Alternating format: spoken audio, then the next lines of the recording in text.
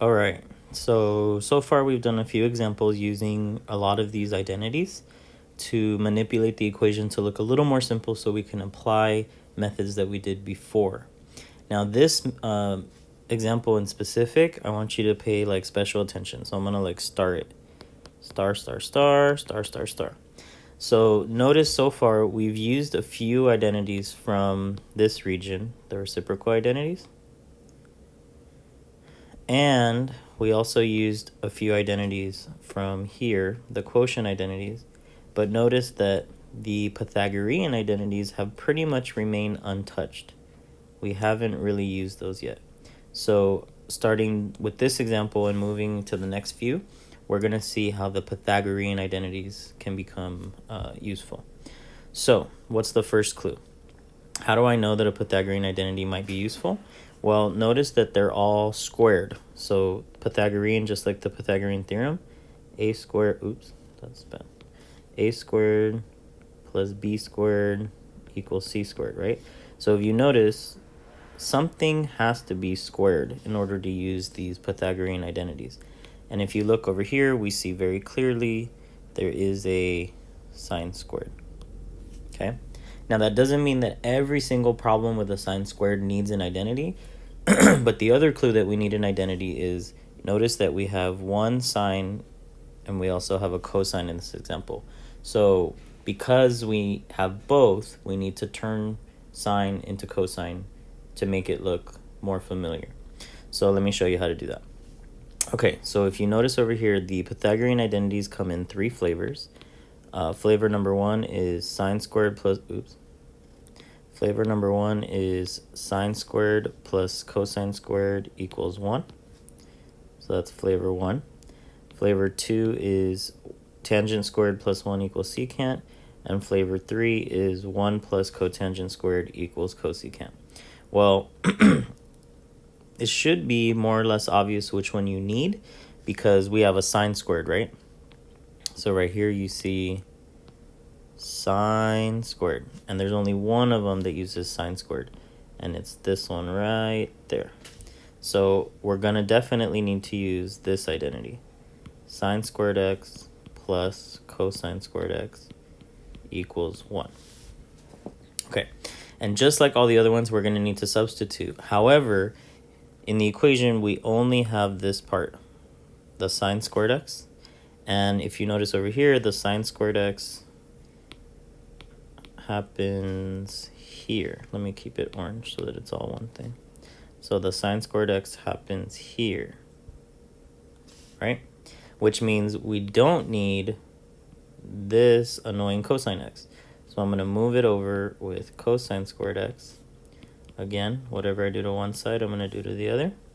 And what we're going to do is we're going to manipulate this identity so that we only have it in terms of sine squared. So the exact same identity solved for sine squared would look like this. Sine squared x is the same thing, is equal to 1 minus cosine squared x. So notice we still have the same part of the equation that we're trying to isolate, but on the other side, we have it in a nice little package ready to substitute. So every time I see this, the sine squared in my equation, I'm going to replace it with 1 minus cosine squared. Okay, so that's super convenient because I'm looking right here, I have a sine squared x. So according to what we just said, another way to write sine squared x would be 1 minus cosine squared x. And everything else is the same. So now, notice the benefit. I started off with something that had sine and cosine in it, and now I ended with just cosines. So it's going to be a lot easier to solve this. So that was pretty much the hard part. Now we're going to go ahead and we see that it's a quadratic, power of 2. So maybe we're going to try to factor this. So I'm going to go ahead and move this cosine squared over. And while I'm at it, I'm just going to do 2 steps in one. So I'm going to add the cosine squared x and subtract 1 all at the same time. Remember, whatever you do to one side, you do to the other. And that's going to be super beneficial because now I can say this becomes 0. I don't like that 0. I'm going to write it with a pen. So this becomes 0. And then we find all the like terms. It looks like only these guys can add. So I get cosine squared x plus 2 cosine x plus 1. And then we talked about the incognito mode, or what ends up looking like a very familiar quadratic. This pretty much resembles x squared plus 2x plus 1. So we can apply our factoring technique. So a times c would be 1, b would be 2, and hopefully you see 1 times 1 would give you 1, and 1 plus 1 would give you 2. So if we go into our little box, this should be pretty quick. X squared, 1x, 1x, 1. And we get x plus 1. Actually, we get a double copy. So this is going to be pretty easy because we get the same factor twice. So we can rewrite this as x plus 1 times x plus 1. And then since there's double copy, we could just do it once. So x plus 1 equals 0. Minus 1, minus 1. So we know that x is equal to minus 1. But keep in mind at the beginning, we didn't just have x in the equation, we had cosine x, right? So we need to come back here and remind ourselves that this equation started off as cosine x. So we just did a temporary substitution. So with all that in mind, this would lead us to an answer of, I brought the circle over here. So where is the x value minus 1? It looks like right here, which is at pi. So the answer to this trig equation would be x equals pi. Nice. All right, so I wanted to do one more example, mostly to show you that sometimes you have to be careful which identity you pick from the list, because you could end up making the problem more complicated. And if you make it more complicated, then you're probably going to be super confused and not sure what to do or where to go or how to even approach the solution. So I'll give you an example. So here's a really good trig equation to solve. It is a little bit involved, so I will warn you. So notice that we have tangent squared x is equal to 2 tan x, and then we also have sine x. So again, we see a situation where there's a mixture of trig functions, and usually when we have a mixture of trig functions, we need to be very careful about the approach that we use to solve it. So let me show you what some of you may be thinking. So you're like, hey, in his last couple of videos, he was talking about how we have tan squared.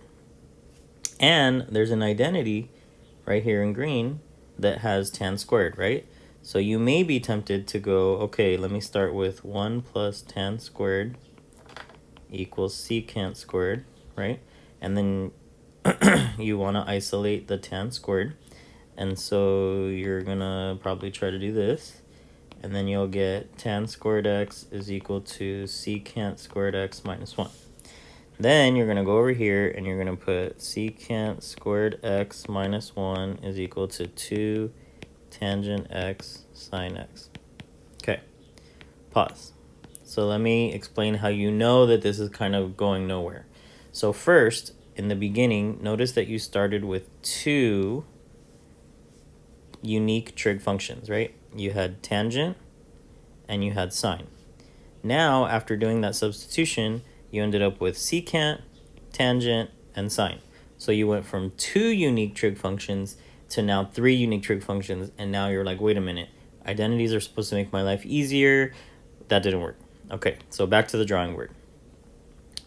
Okay, so there. None of that ever happened. Okay, so like I said at the beginning, sometimes you got to be a little bit creative. So what I'm going to do is I'm going to say minus 2 tan x sine x minus 2 tan x sine x, right? And that's going to lead us to tangent squared x minus 2 tangent x sine x equals 0. And now notice that I haven't added any more trig functions, And I also created an opportunity where I could factor out, because there's a tangent in both terms, so I can factor it out. So I'm going to go ahead and do that. I'm going to say tangent x. And what is left? Well, there's going to be one more tangent because it's squared, and then there's going to be a 2, there's going to be a 2 sine x, right? Okay, so so far this is decent. So I know that this was its own factor, so I can go ahead and do tangent x equals 0, and I can do tangent x minus 2 sine x equals 0. Okay, so if I go to the circle, I can pretty much figure out where tangent x equals 0 pretty quickly. So remember, tangent is going to be where the y value is 0, or pretty much where sine is 0. So that's going to happen here and here. So answers to this include 0, pi, and 2 pi in one revolution. Okay, now this one's going to take a little bit. So we got to it's like an identity within an identity. So for this, I'm going to add the 2 sine x, and then that will go away. So now I get tangent x is equal to 2 sine x. And again, you're thinking, okay, I have two unique trig functions. I want to hopefully turn it into one. So this is where another trig function is going to come in handy for you. So where is it? The quotient identity will help you turn a tangent into a sine, and you get a cosine with it. So I can turn this into sine x over cosine x is equal to 2 sine x. And again, hopefully you recognize you have fraction equal to another fraction. So if I deleted it. So if I go this way, I'll get 2 sine x cosine x. And if I go the other way, let me do it in a different color. If I go that way, I'll get sine x. And that looks like equations that we solved at the very beginning of this unit, or this chunk lesson, or unit 3 chunk 4, I guess. So we can subtract sine x, and then we end up with 2 sine x cosine x minus sine x equals 0. And then you end up seeing, hey, there's a cosine here. Oh, sorry, not cosine. There's a sine here and a sine here. Keep in mind that the value in front of sine is 1. So you can do sine x times 2 cosine x minus 1. And then again, you would get sine x equals 0, which is pretty easy to solve. And I'm running out of space, so I'm just going to tell you this one would end up with cosine x equals a half. So where is sine equal to 0? I see 1. Oh, actually, it ends up being the same places we already chose. So we have double repeated answers, which doesn't really mean anything. So we have 0, pi, and 2 pi, so same. And then for this one, cosine x equals a half. We have right here, so pi over 3, and right here, 5 pi over 3. So x is pi over 3 or 5 pi over 3. Oops. 5 pi over 3. Okay, so again, I wanted to show you that one just to illustrate that sometimes you may need to be a little creative with which which identity you choose, your approach to the solution, and how to not really make the equation more complicated, but to make the identities break it down more so that you can solve simpler things instead of more complicated things. So that pretty much concludes my examples on using identities. If you need any further assistance, you can consult the solutions posted online, or you can schedule any online sessions with me. All right, happy studying.